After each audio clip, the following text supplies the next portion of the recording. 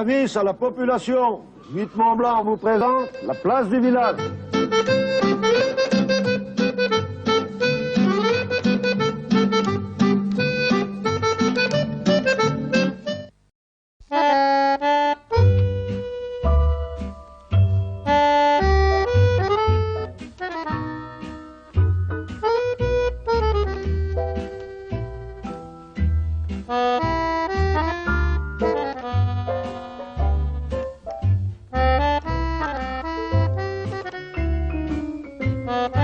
Madame, monsieur, bonjour. Une émission de la place du village aux couleurs de l'hiver. Nous sommes le 29 décembre 2015 pour l'enregistrement de cette émission.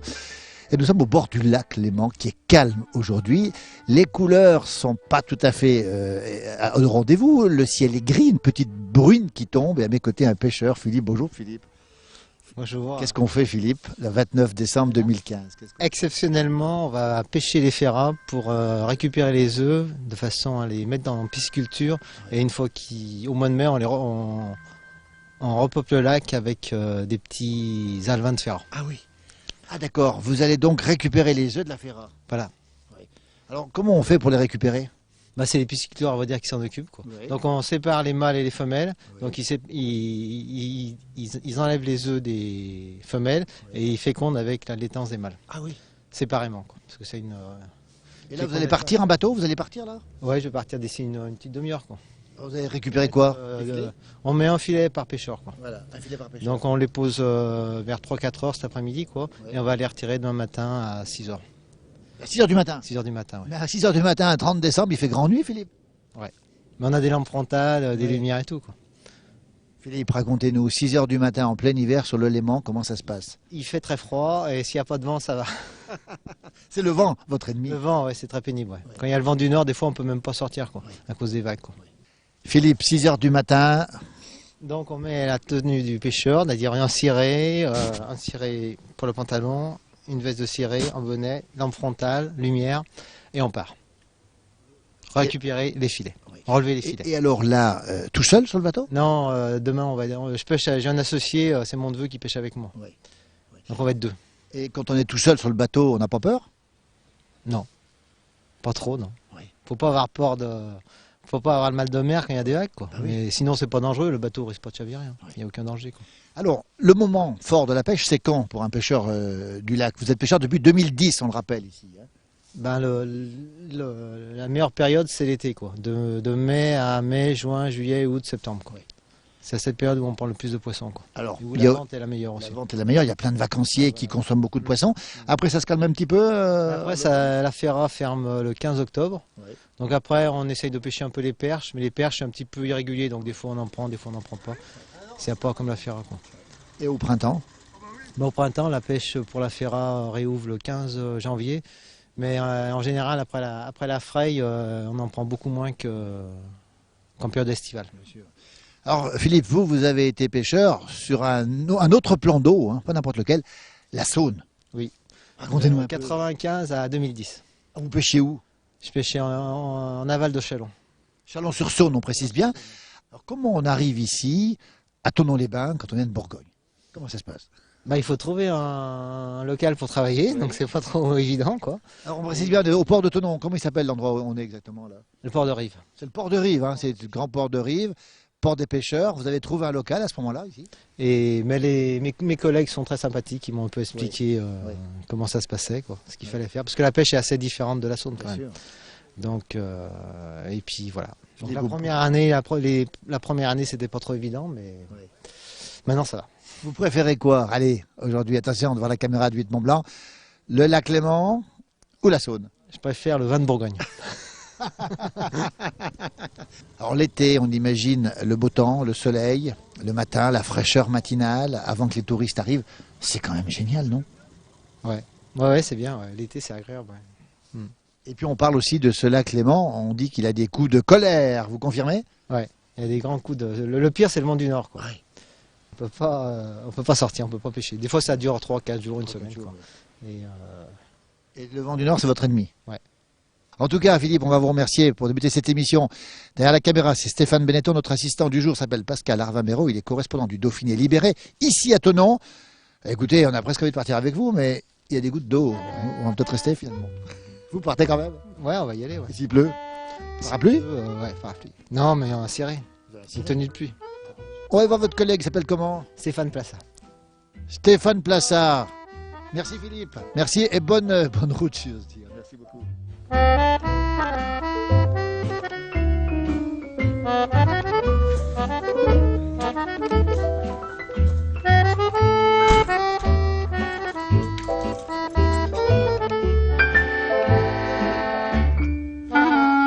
Allez, on quitte Philippe pour retrouver son copain, enfin un de ses copains, hein, Stéphane. Bonjour Stéphane. Bonjour. Stéphane, on vous a rencontré il y a au moins 7-8 ans, peut-être 10 ans. Oui, c'est cela, oui. Vous êtes toujours pêcheur professionnel. Ah oui, toujours, oui. Combien il y en a aujourd'hui en 2015? Allez, on est fin décembre 2015. Combien de pêcheurs professionnels sur le bord du lac Léman? Une cinquantaine de Français, puis une centaine de Suisses, je crois. Il y a plus de Suisses que de Français. Oui, il y a plus de Suisses. Alors, c'est un mystère pour nous. Comment on fait, nous, pour repérer la frontière sur le lac Léman quand on est pêcheur? Comment on fait? Il n'y en a pas. Il n'y a rien qui est marqué. C'est au visuel. Alors, ça veut dire quoi? Vous n'avez pas le droit de pêcher en Suisse, vous? On a une tolérance quand même, de l'ordre de, je crois, de 10%, je crois. C'est 10%? Oui. 10% de quoi? De la prise? Non, 10% de la distance. La distance. Oui, c'est-à-dire qu'on a une tolérance de peut-être 1,5 km de marge d'erreur. Stéphane, on veut Mais bon, savoir. on travaille avec des GPS. Il y a oui, Vous localisez quoi? Le lieu où vous êtes? Le poisson? oui, le lieu. Le GPS, il ne repère pas les bancs de poissons. Ah non, il n'y a pas ça, le GPS, non. Alors, quand vous croisez un de vos confrères, collègues suisses, ça se passe bien? On n'en croise pas tellement, on va dire. Et dans le temps, ils se rencontraient? Oui, dans le temps, on cherchait plus les filets qu'aujourd'hui. Parce qu'aujourd'hui, il y en a beaucoup qui ont des GPS, donc on va directement sur nos filets, contrairement aux années précédentes où tout le monde cherchait ses filets. Parce que, voilà. Donc tous les pêcheurs s'arrêtaient sur d'autres pêcheurs pour avoir des explications comment le courant avait été. Mais bon, c'est différent maintenant. C'est vrai qu'on croise peu de monde maintenant. Enfin, Vous êtes tout jeune, mais vous avez déjà 27 ans de pêche. ouais, 27 ans, ouais. Alors 2015, comment se porte la pêche au lac Léman? 2015, c'était une bonne année. Ouais. Ouais. Oui, c'est des bonnes années. Alors, on parle souvent de la concurrence entre les pêcheurs amateurs et les pêcheurs professionnels. Est-ce que ça existe ici, cette concurrence? Non, pas vraiment, non. Non. Nous, on pêche surtout la ferra. Les amateurs, ils pêchent plus la truite, l'omble, le brochet. Nous, ce qui nous fait vivre, c'est surtout la ferra. Alors, la ferra, on va en parler deux mots. C'est le poisson roi du lac, vous confirmez? Oui, c'est un poisson du lac, oui. C'est le meilleur?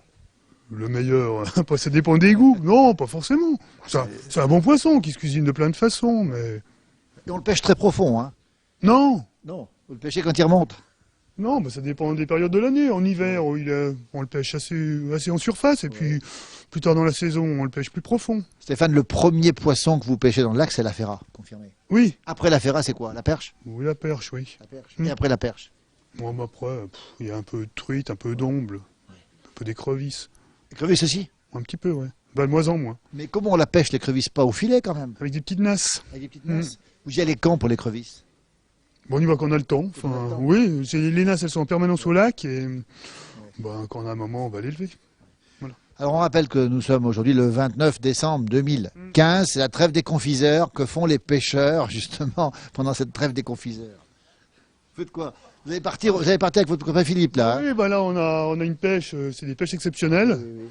Mais donc là ça fait quand même 1 mois et demi qu'on pêche pas, enfin 1 mois qu'on pêche pas. Vous faites quoi? On se repose, on monte des filets, on fait un petit peu de montagne, pas de ski parce qu'il n'y a pas de neige, mais voilà. Vous êtes natif d'où, Stéphane? Thonon. Vous avez une autre passion, vous aimez la montagne aussi, vous allez en montagne régulièrement, oui. Montagne, un peu de vélo. Combien de kilomètres par an de vélo? Ah, par an, peut-être 5-6 000, 5 000, ouais, 5 000 je pense. Alors, comment on a le temps? Alors le matin, on se lève très tôt le pêcheur, il se lève à quelle heure le matin l'été? Moi je me lève à 2h40. Pardon? 2h40. 2h40 du matin? Ouais. Alors, quand le réveil sonne, comment ça se passe? On se lève. On est content ou pas? Oui, ça dépend des jours. Des jours, on est plus ou moins content. 2h40 du matin. Vous rentrez à quelle heure de la pêche? Le matin, 7h, 7h30. Ouais. Quand les gens arrivent, vous vendez le poisson directement? On vend surtout des grossistes qui sont là le matin de bonne heure. La sieste l'après-midi? Comment? La sieste l'après-midi? Oui, une petite sieste, oui. Et le vélo, c'est pour quand? Après la sieste. Parce qu'on alterne. Un coup c'est un qui tend, un coup c'est l'autre, c'est un collègue qui tend. Alors de temps en temps, un après-midi sur deux, j'ai le temps de faire du vélo. Un après-midi sur deux quand même. Ouais, à peu Ah près. oui. Alors levé à 2h40 du matin, puis un coup, puis Enfin, c'est pas tous les jours, enfin, oui, le plus souvent possible. coucher à quelle heure le soir? À 10h. Ah oui. Ouais, 9h30, 10h. Et c'est pas trop difficile parce que c'est pas évident quand même. Non, mais on s'y fait, hein. On s'y fait. Ouais. Alors, vous avez la chance d'être au bord du lac ici. Vous savez que c'est un endroit privilégié. On parlait tout à l'heure avec Philippe justement de cette beauté du lac. Vous avez l'occasion encore de regarder, Oui. d'observer. Oui, bien sûr, oui. Vous êtes un amoureux du lac, on peut le dire. Oui, on peut le dire, oui. On dit souvent que les pêcheurs, c'est un peu comme les alpagistes, ils ont des caractères un peu particuliers, un peu bien trempés. Vrai ou faux? Bon, ça dépend des pêcheurs, oui. Il y en a certains, c'est des têtes de cochon. Oui, on peut le dire, oui. Mais on n'est pas tous des têtes de cochon. On ira voir votre copain Robert qui est derrière nous, qui est en train de s'occuper des filets. Mais alors, quand même, il faut avoir du caractère pour être pêcheur. Quand on est tout seul sur ce lac, il faut supporter la solitude, il faut supporter les éléments. Ouais. C'est pas rien. Oui, bah quelquefois, oui. Il y a un peu de confrontation, quelquefois, oui. Faut aimer un peu La bagarre la bagarre, un petit peu, ouais. avec les éléments. Avec les éléments, ouais. Quelquefois, pas toujours, hein. C'est pas toujours, le lac est pas toujours déchaîné. Mais quelquefois, oui, un petit peu, ouais. Allez, on va aller voir Robert maintenant, qui va nous parler du passé. Il est pêcheur à Meillery, lui, c'est un passionné. Vous le connaissez, lui? Oui, ben, bien sûr que je le connais. Il vous donne des conseils encore ou pas? Oui, ça arrive, oui. Oui, non, il est gentil, Robert. Il donne toujours un coup de main. Quand il vient là, il reste pas les mains dans les poches tout de suite. Un peu comme nous, tiens. Ouais. Bon, mais c'est faire, Robert. C'est faire, il faut savoir faire. On le voit faire, Robert. Tiens, il va piloter la caméra sur Robert qui travaille. Stéphane, regardez-le, Robert. On va le rencontrer dans un instant. Merci, Stéphane, à vous. Bonne pêche. Oui, bah, merci. Bonne fête aussi. Ouais, mais merci de même. Puis ça fait plaisir beaucoup. de vous avoir rencontrés. Merci beaucoup. Merci.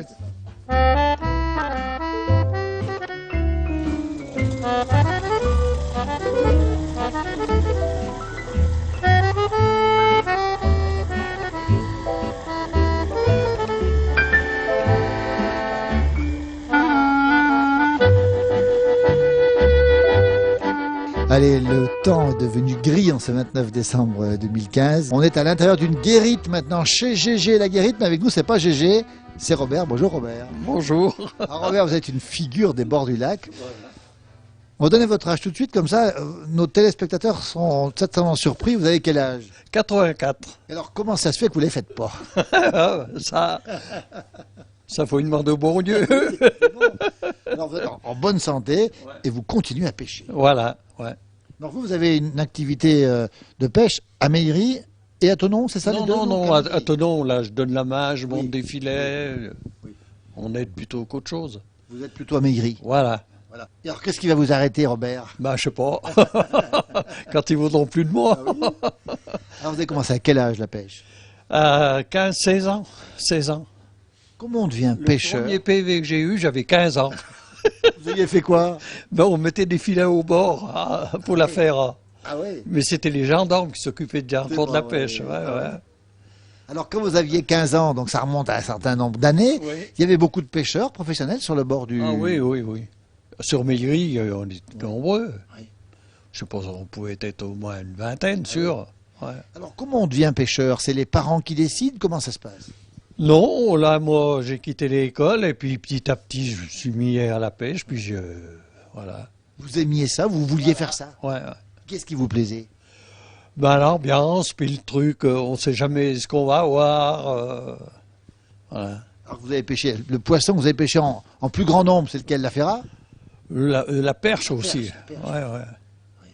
Et autrefois, on pêchait quoi? Plus la perche que la ferra? Non, pas plus, mais on vendait tout. On vendait le gardon, on pêche au gardon, qu'à présent, on n'y pêche plus. Bien sûr, Puis la perche, on faisait pas les filets en ce temps-là, on les vendait entiers. bien sûr. Puis la friture, là, on se faisait courir après par les gardes. Alors justement, quand vous alliez pêcher, la frontière suisse, on la connaissait ou pas dans le temps? Ah, bah oui, À quoi on voit la frontière sur le lac Léman? bah, par rapport aux montagnes, Oui. on se basait. Quoi. C'est à peu près... Ouais, à quelque chose près. Ouais. Ils étaient jamais trop exigeants. Et alors, vous croisiez déjà les Suisses, vous les connaissiez les pêcheurs Oui, suisses? oui, oui, oui, oui. Et vous discutiez, parce que tout à l'heure, on nous disait que autrefois les gens discutaient entre eux. Stéphane nous disait que ça discutait, que c'est plus le cas aujourd'hui. Oui, oui. Ben, c'était plus pareil, on les rencontre plus à présent. Oui, oui. Puis comme il y a pas mal de ferras, il y en a partout, alors on n'a pas besoin d'aller sur Suisse. Bien sûr. Et les contacts avec les Suisses, c'était comment? Ça se passait bien? Oui, oui, oui, ça allait. Alors, vous avez connu le lac, il paraît que le lac, de temps en temps, il se met en colère, vous confirmez? Oui. Ah oui, des fois, c'est pas Des orages, rigolo. paraît-il. Ouais. Mais enfin, suivant comme ça, on part pas. Hein. Puis racontez-nous, vous êtes au milieu du lac, tout d'un coup un orage arrive, qu'est-ce qui se passe? Ah, mais on l'aura arrivé déjà. Est-ce qu'on peut se faire surprendre? Bah, toujours, si on a des filets à retirer. Et puis Robert, vous vous rappelez d'un hiver dont tout le monde se rappelle, ceux qui l'ont connu en tout cas, février 56. Racontez-nous ce qui s'est passé. Ben, en 56, il y avait la bise, puis ça gelait à Pierrefonds. J'ai été, à partir du 4 février, on allait tous les jours sur le lac, lever aux lottes. Ah oui. Parce qu'on pêchait, il y avait mon oncle qui pêchait avec un autre, et eux, ils avaient les mains comme ça, pleines de crevasses, et c'est nous qu'on allait lever les filets. Mais comment on fait quand il fait moins 20 justement? Ben, on arrivait, les filets étaient tout gelés, quoi, et on les montait dans la cuisine. Oh là là. On mettait des serpillères par terre, et puis allez, puis on s'aidait. Alors, aujourd'hui, on levait, des copains venaient nous aider, ainsi de suite, puis nous, vice-versa. Mais alors, c'est pas difficile dans ces conditions de pêcher, c'est quasiment impossible. Bah, on y arrive toujours, hein, quand on veut. Est-ce que c'est vrai que le lac a gelé par endroits? À des endroits, ouais. Robert, entre autrefois, aujourd'hui, c'est quoi le grand changement pour les pêcheurs justement? Qu'est-ce qui a le plus changé? Ah bah, la modernisation, ils ont tous des tours pour lever les filets, des trucs comme ça. Nous, on lève encore à l'ancien, quoi, à la main. Et ça doit faire mal au dos quand même. Un petit peu. Et alors, c'est quoi le secret pour être en bonne forme, Robert, comme vous, 84 ans, je rappelle? Ah ben, je sais pas. C'est l'air qui est bon. L'eau du lac et l'air. Et le poisson, vous mangez du poisson aussi? Ouais, ouais. Votre préféré, c'est lequel?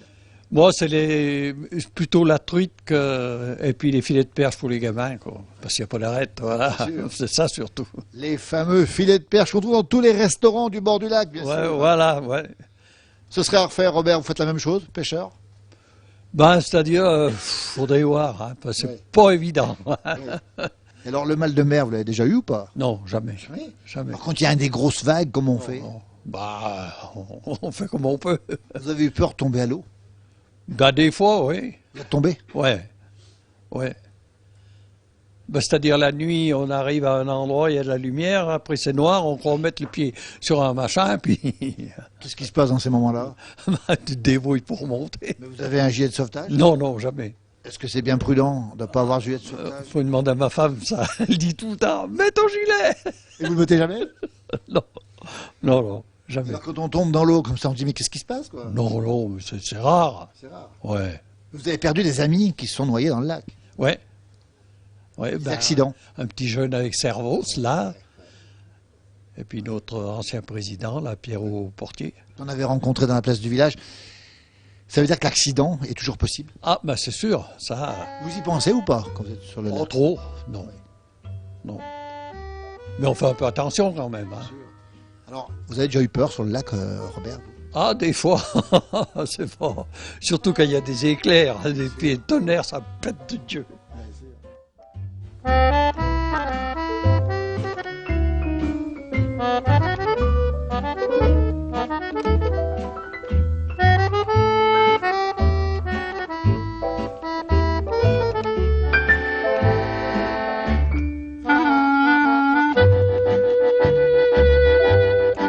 Eh bien, on vient de retrouver maintenant le propriétaire le locataire de la guérite, c'est Gégé. Bonjour Gégé. Bonjour, Alors c'est Jérôme, hein? Jérôme, c'est ça. Pourquoi Gégé? Bon, on m'a toujours appelé comme ça. Ouais. Tout jeune pêcheur professionnel. Ah ouais, tout jeune, bah, ça fait déjà un petit moment que je suis ici, ouais. Alors, ce qui est marrant chez vous, c'est qu'il n'est pas du tout originaire de la pêche. Vos parents avaient un commerce en ville, c'est ça? Oui, oui, mes parents étaient boulangers-pâtissiers. Et les grands-parents, agriculteurs. C'est ça, De l'élevage aussi. de l'élevage aussi. Comment on tombe dans la marmite, Jérôme? Bon, bah, moi, je suis venu tout petit sur le port, et puis, bah, justement, Robert, il m'a emmené avec Petit Jean qui est plus là maintenant. Et puis, bah, c'est comme ça que j'ai pris le virus, et puis maintenant, voilà, ça fait 15 ans que je suis là. Alors Jérôme, il est 16h10, la nuit va tomber dans une demi-heure. Hein, on rappelle les jours les plus courts de l'année. Vous avez une tenue là, c'est pas pour aller danser ce soir, Jérôme. Non, je vais aller mettre les filets parce que aujourd'hui, avec un peu de retard, on fait la pêche exceptionnelle pour les ferras. Donc demain, on va récupérer les œufs pour la pisciculture. Alors, description de la tenue, le bonnet obligatoire. Bah, ces périodes-là, malgré que cette année ça fasse pas très froid, on met le bonnet, ouais. Et puis alors, vous avez Et puis le ciré, fameux ciré. voilà. Là aussi obligatoire, le ciré. Ouais, quand on va travailler, c'est mieux si on va pas être tout mouillé. Et les bottes, Et les bottes, pour pas avoir les pieds mouillés. papier mouillé. Alors, avec ça, vous n'êtes jamais mouillé. Normalement, non. Ouais. Ça arrive, hein, quand on passe la journée sous l'eau au bout d'un moment. Alors là, dans une demi-heure, vous serez rentré ou pas? Oui, une demi-heure, 3/4 d'heure. On a juste un filet à mettre, alors ça. La ça nuit va. sera déjà tombée ou pas loin? Ouais, pas loin. Pas loin. Alors, quand on va sur le lac à cette saison, les jours le plus courts de l'année, on le rappelle, hein, il fait nuit tard le matin, tôt le soir. C'est agréable d'aller sur le lac ou pas? Bon, c'est pas la saison qu'on préfère. Oui. Non. Mais c'est pas. Enfin, nous, on aime ça, on y vit toute l'année. Oui. Puis on est dessus tous les jours, donc on l'aime, notre lac, mais c'est sûr que c'est pas la saison qu'on préfère. Vous en pensez quoi de Robert, GG, franchement? Ah, c'est des forces de la nature. Alors, on allait vous le dire. 84 ans, c'est quoi son secret? Parce que c'est pas possible. Ah, mais les pêcheurs, en général, ils vivent assez vieux quand même. Hein. Ils, ont Ça emmerde un peu les jeunes. ils ont la vie dure, mais ils résistent bien. Ça veut dire qu'il faut être costaud pour être pêcheur? Ouais, On devient costaud le temps pêcheur? on devient costaud, on devient rude, je pense. Mais ouais, c'est sûr que les anciens, ils tiennent bien le choc. Ouais. Alors on dit qu'il faut avoir du caractère aussi, parce que quand même, tout seul sur le lac, quand il y a une grosse tempête aussi, si on n'a pas de caractère, on n'y arrive pas. Oui, il faut du caractère et puis il faut aimer ce qu'on fait. Si on aime Et ce vous qu'on aimez fait- ça? Oui, on aime ça. On est content d'avoir vu GG, tiens. Allez, merci à tous les deux. Bonne pêche, vous allez partir maintenant, mais nous on va aller au chaud, parce que c'est courageux quand même. Oui, non, mais Partir ça va. Partir sur le lac, Ça la sera pluie. pire au mois de février, à 3h par moins 20. Aujourd'hui, c'est de la rigolade. Et ça les fait sourire, on a les deux générations. Robert l'ancien, GG le tout jeune. Merci à tous les deux. Merci à vous. Merci beaucoup, merci. Merci à vous. Alors, merci. Merci.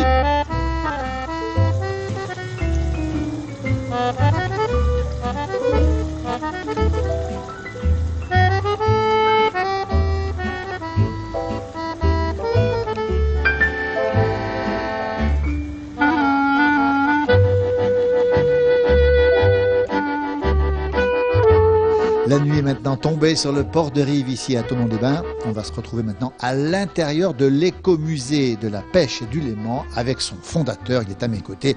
C'est Gilles. Bonjour Gilles. Bonjour. Gilles, on est très heureux de vous avoir. En 87, vous avez une idée saugrenue à l'époque. Vous vous dites, il faut sauver toutes les guérites qui sont là, qui étaient en ruine, et faire un écomusée. Toutes. Elles n'étaient Une pas partie. toutes en ruine, donc une partie. Disons que ce sont surtout les pêcheurs, certains pêcheurs qui m'ont dit, toi qui t'occupes de patrimoine, pourquoi est-ce que tu pourrais pas sauver un peu notre mémoire? Parce que les pêcheurs n'ont aucune mémoire, ils n'ont pas de mémoire. Puis personne s'en est occupé des pêcheurs.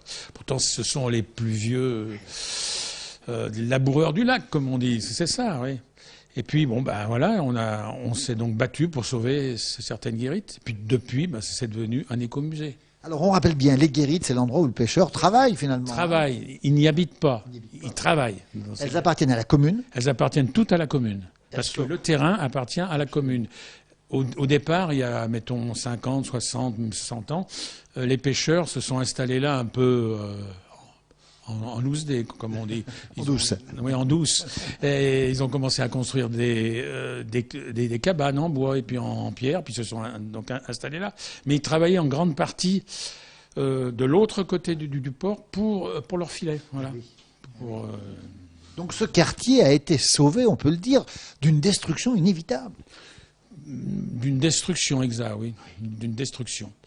Puis sauvé, disons, en grande partie, il faut le dire, par certains pêcheurs qui voulaient que l'on conserve cette zone.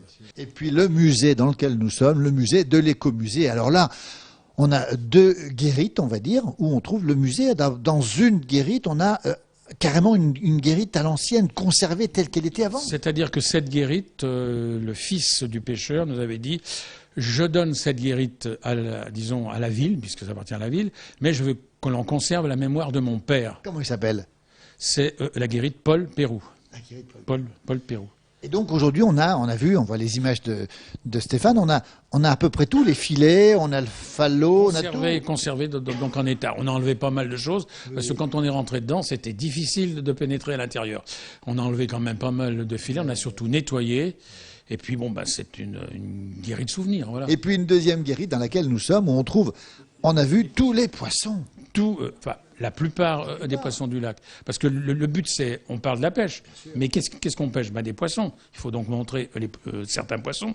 Alors on a vu les ferrats, on a vu l'omble chevalier, on a vu les carpes, on a vu tout ça, les perches aussi, les perches. Oui. Il y a aussi des truites. Et les truites. Et puis il y a certains petits poissons comme la blénie fluviatile. C'est un poisson qu'on a découvert il y a 2 ou 3 ans, qui est revenu dans le lac. Il paraît qu'il y en avait, mais on en a retrouvé dans le lac. Et puis à l'étage où nous sommes, on voit les oiseaux derrière nous, avec des oiseaux empaillés, puis on a même un brochet empaillé impressionnant, et puis alors un omble chevalier énorme qui fait plus d'1 mètre de long. Voilà, exact. Pourquoi? Parce que quand les gens venaient visiter l'écomusée, souvent, ils posent des questions sur les poissons, tout ça. Mais ils viennent aussi et puis ils disaient tous ces oiseaux qu'on voit, c'est quoi alors? On a sorti presque tous les oiseaux qu'on voit logiquement dans le port. Gilles, l'écomusée, on rappelle ce que c'est, écomusée, il y a de la vie, c'est pas le musée poussiéreux, c'est un endroit où il y a les pêcheurs, où on peut acheter le poisson, on peut venir. Ça bouge, ça vit, finalement. Oui, c'est le but de l'écomusée, c'est-à-dire un écomusée, mais une fois j'avais visité un écomusée du mouton. J'ai pas vu un seul mouton. Là, au moins, quand on vit un écomusée de la pêche, il y a au moins des pêcheurs donc autour. Quand les gens ont fait une visite, surtout le matin, où est-ce qu'on peut acheter du poisson? Vous en avez juste à côté. Où est-ce qu'on peut voir travailler des pêcheurs? Vous avez juste à côté. C'est ça le but d'un écomusée. Sinon, ça n'aurait donc aucun sens. Vous mettriez l'écomusée sur la Dandoche, ça ne servira à rien. La passion de Gilles Bondaz, professeur assez atypique au collège Champagne, ici à Thonon. Alors, vous avez fait cet écomusée avec des élèves, c'est incroyable ça. Bon, alors je suis professeur d'histoire géo, mais je travaillais avec des SECPA, c'est-à-dire des gamins en grande difficulté scolaire. Et dans les SECPA, il y a des ateliers. Parce que le but, c'était, à partir de 14 ans, il fallait leur apprendre donc un métier. Et comme on s'entendait bien avec les profs, on a dit pourquoi ne pas faire au départ, après ça a changé, c'est la ville qui s'en est occupée, mais pourquoi par exemple ne pas les inclure justement dans cette restauration. Alors, il y en a avec les profs de menuiserie, ils ont fait des escaliers, avec le prof de peinture, ils ont fait des peintures, donc ainsi de suite. Bon, puis après, la ville petit à petit s'est rendu compte que c'était intéressant, ils ont repris donc la suite.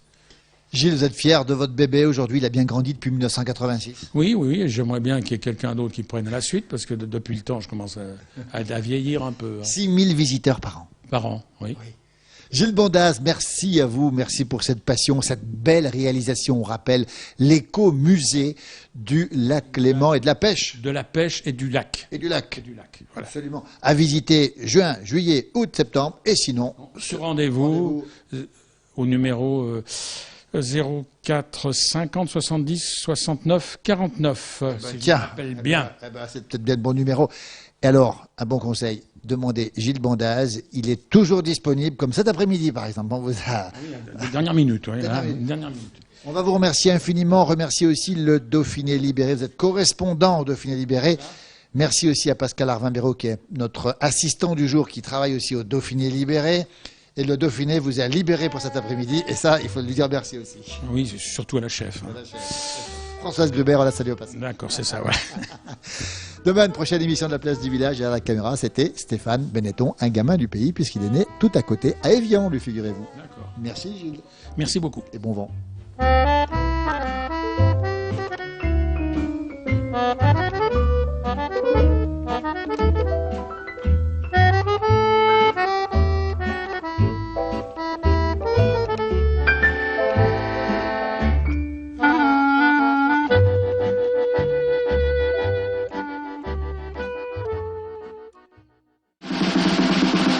Avis à la population, Huit Mont Blanc vous a présenté la place du village.